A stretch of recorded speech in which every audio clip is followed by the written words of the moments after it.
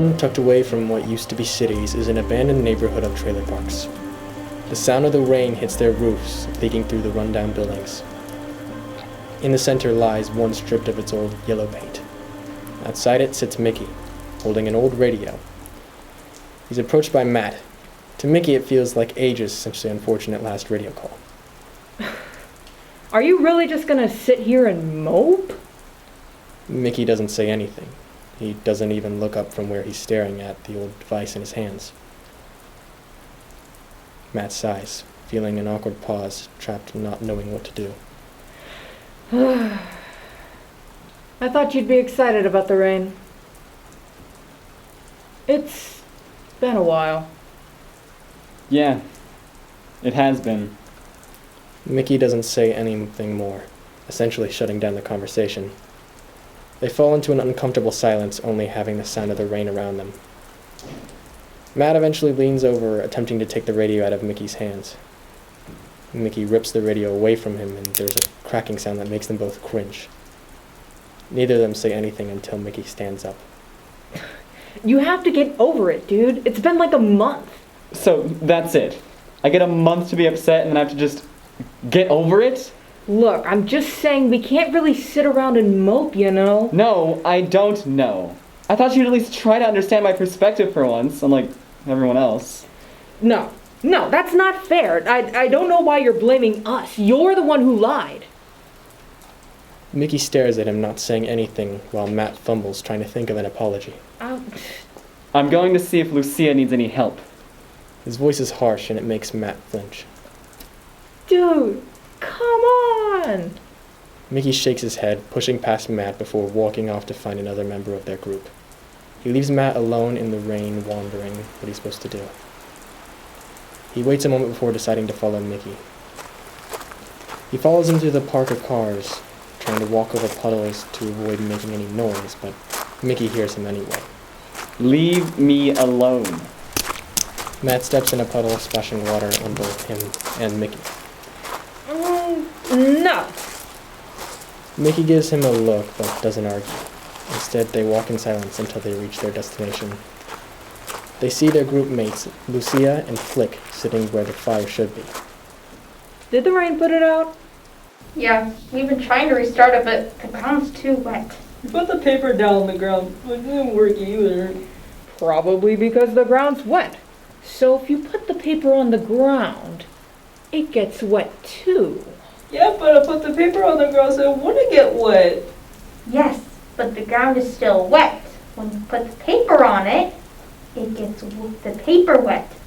Yeah, but I put the paper on the ground so it's not wet. Yeah, but when you... Guys, enough. The three stop their bickering to look at him, and he sighs. He takes a seat next to Lucia, and Matt follows, sitting next to Flick. The rain doesn't look like it's going to stop soon. He pauses as if he's gotten an idea. And let's be honest, we aren't going to last long here like this. We can't set up fires, and the buildings are leaking, or they're going to start leaking soon, at least. You must have been fun at parties. Matt, that's rude. What do you think we should do then? Well, maybe we should try to find somewhere else to stay? You're kidding, right? Mickey doesn't repeat himself. The radio in his pocket suddenly feels 10 times heavier. You're kidding, right? Just listen. Everything here is going to get ruined. It's too cold, and we can't even light a fire. What do you think is going to happen if we try to light a fire inside one of these trailers? Flick doesn't say anything, looking sheepish. Matt clears his throat. And what do you think is gonna happen if we just up and leave? It was already a miracle we found this place, dude. There's no point throwing it away because of one issue. As if on cue, a flash of lightning strikes overhead, and they all jump. Guys, let's be honest. The only reason we stayed here was because of the junk, but it's useless. Don't you think you're being too harsh? This place is secure. I'm tired of wandering around without a roof over my head. I think we all are. We're running out of food. This trailer yard was a bust. We need to accept it and move on. Where? Where are we going? What's your magical solution to all our problems, Mickey? You know we can't just get up and leave wherever we want. Lucia and Mickey stare at each other, tension high as they both dare the other to continue speaking.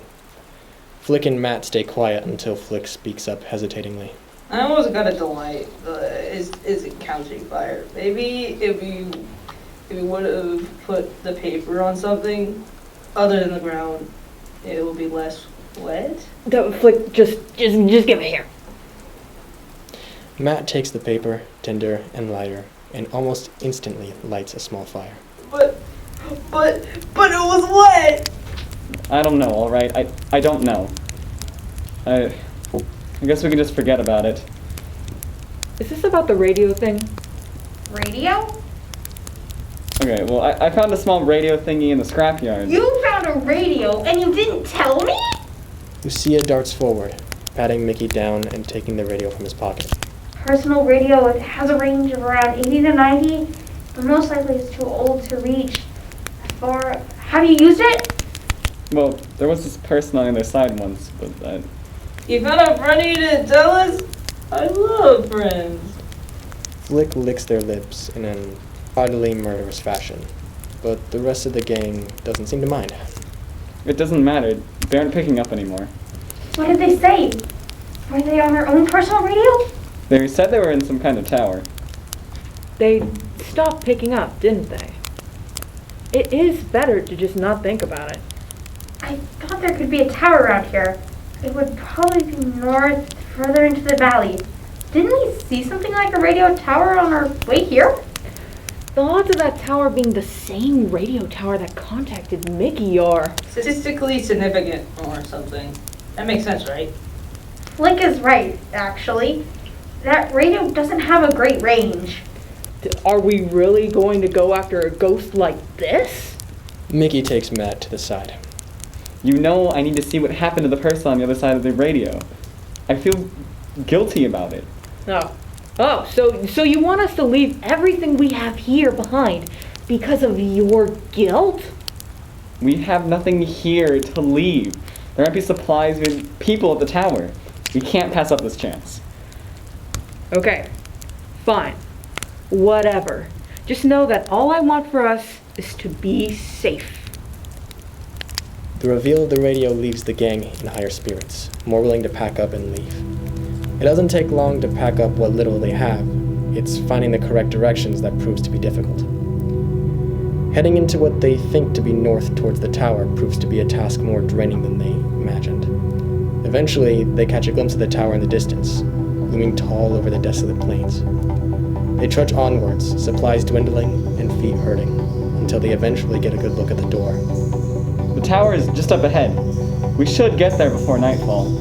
Now, Matt, make sure to keep an eye out. We don't want... He cuts himself off, hearing the sound of wild dogs barking in the distance. The group stops in place before realizing that the dogs aren't that far away. Instead, they seem to be coming closer. It's the sound of twigs snapping that snaps them out of their frozen stances. Matt pushes Mickey forwards and grabs Lucia in Flick's arms. We gotta move! Barking seems to follow them as they run towards the tower. No one talks, all focused on keeping one foot in front of the other. When they finally reach the tower, Mickey stops in his tracks and the others crash into his back. Peeking over his shoulder, they see that the door is ajar, dented and broken. Flick breaks the silence, stepping forward over the bits and pieces that once belonged to the door. I don't know about you guys, but this tower is totally giving out some vibes like someone totally died there. Lucia smacks his arm, but the damage is done. Mickey doesn't look at anyone as he steps forward into the dark building, seeing that it looks worse inside. No, Jamie! Jamie! Jamie! Jamie! The wind is the only response. The wind and the dogs. As the gang enters the tower, the radio begins to play static. They don't seem to notice, but I do. I do.